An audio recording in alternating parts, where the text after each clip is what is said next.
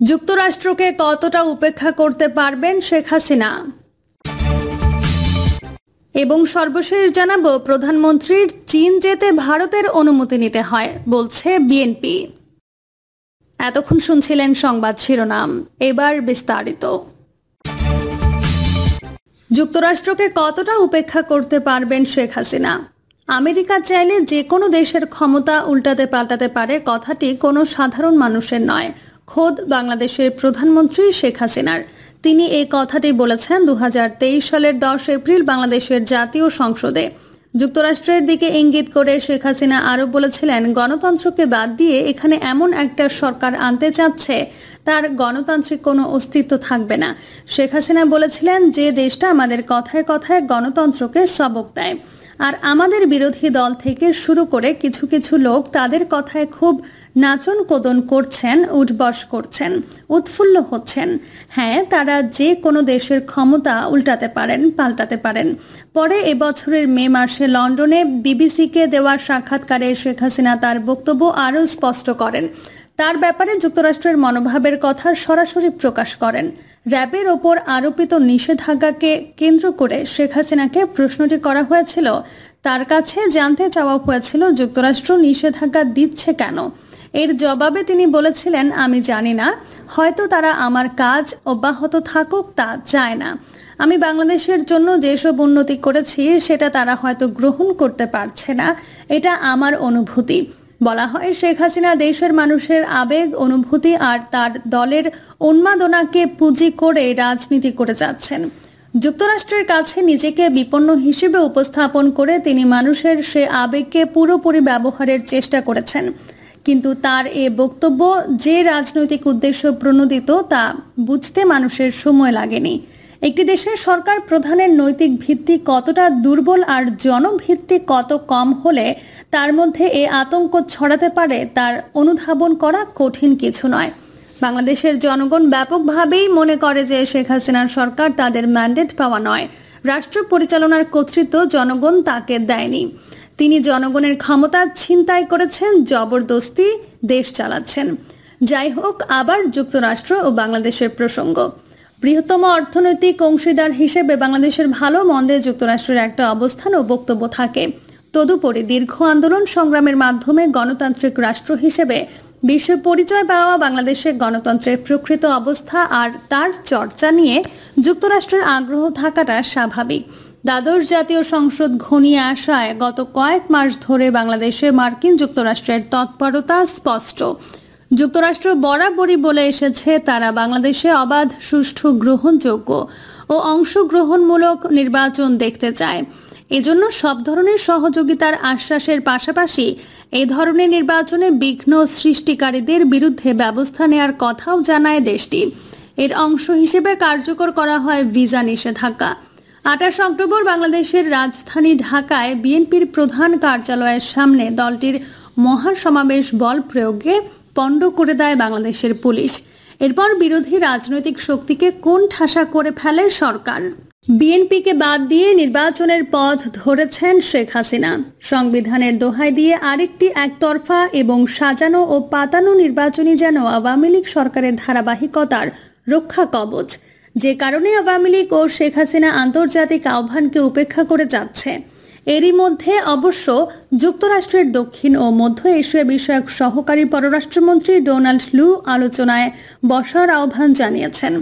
তিনি এজন্য যে চিঠি দিয়েছেন তা আওয়ামী লীগকে পৌঁছে দেওয়া হলেও তারা জানিয়েছে অর্থবহ সংলাপ করার মতো সময় এখন আর নেই। ঢাকার রাজনীতি বিশ্লেষকরা মনে করছেন সংলাপের জন্য সময় যথেষ্ট ছিল বা আছে, কিন্তু কোনো উদ্যোগ না নিয়ে আওয়ামী লীগ এক ঝটকায় সংলাপ থেকে নিজেদের সরিয়ে নিয়ে দীর্ঘদিন ধরে চলা স্বৈরতান্ত্রিক মনোভাবের নগ্ন প্রকাশ ঘটিয়েছে। তাদের বক্তব্য, সংলাপের সময় নেই এটা কোনো কথা নয়। আসল কথা হলো যে কোনো উপায়ে যে কোনো ধরনের একটা নির্বাচন করে ক্ষমতার নতুন সিলমোহর মারাই আওয়ামী লীগ ও শেখ হাসিনার উদ্দেশ্য। এতে আর তার তর সইছে না, একথা সবাই জানে।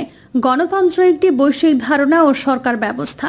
আওয়ামী লীগ হাস্যকরভাবে তাদের সাফল্যের বয়ান দিতে গিয়ে বাংলাদেশকে বিশ্বের উন্নয়নের রোল মডেল হিসেবে উল্লেখ করে থাকে। বিশ্বের কোনো দেশ বাংলাদেশকে রোল মডেল ধরে হাঁটছে তা কারো জানা নেই। তারপরও উন্নয়নের রোল মডেল একটি দেশ হলেও হতে পারে, কিন্তু গণতন্ত্রের ক্ষেত্রে কোনো খামখেয়ালিপনা চলে না। এর কোনো বাংলাদেশ মডেল হতে পারে না। গণতন্ত্র মানে জনগণের অবাধ ভোটাধিকার, রাজনৈতিক দলগুলোর জন্য নির্বাচনের সমতল ভূমি আর মত প্রকাশের স্বাধীনতা। বর্তমানে বাংলাদেশে এই তিনটি অনুপস্থিত। 2014 সালের ভোটারবিহীন আর 2018 সালের মহাপ্রতারণা নির্বাচনের পর আওয়ামী লীগ সরকার কঠোর হাতে রাজনৈতিক প্রতিপক্ষকে দমন করেছে। শেখ হাসিনাকে লৌহ মানবী বলে তার দলের নেতাকর্মীরা পুলকিত হন। মূলত বিএনপিকে কোনো স্থান বা ছাড় না দেওয়ার ব্যাপারে শেখ হাসিনার যে কট্টর অবস্থান তা আওয়ামী লীগের ক্ষমতা লিপ্স অংশটিকে বেপরোয়া করে তুলেছে। বাংলাদেশে দ্বাদশ জাতীয় সংসদ নির্বাচনের তফসিল ঘোষণা করা হয়েছে। 2024 সালের 7 জানুয়ারি ভোটের দিন ঠিক করা হয়েছে। এখন কথা হচ্ছে আন্তর্জাতিক সম্প্রদায়, বিশেষ করে অংশগ্রহণমূলক নির্বাচন করার ব্যাপারে যুক্তরাষ্ট্রের অনুরোধ উপেক্ষা করে কত দূর যাবেন শেখ হাসিনা। যুক্তরাষ্ট্র গত কমাস ধরে যে নির্বাচনের জন্য তাগিদ দিয়ে আসছে, যদি সে তাগিদ বা আহ্বান পুরোপুরি উপেক্ষিত থাকে তা কিভাবে নেবে ওয়াশিংটন?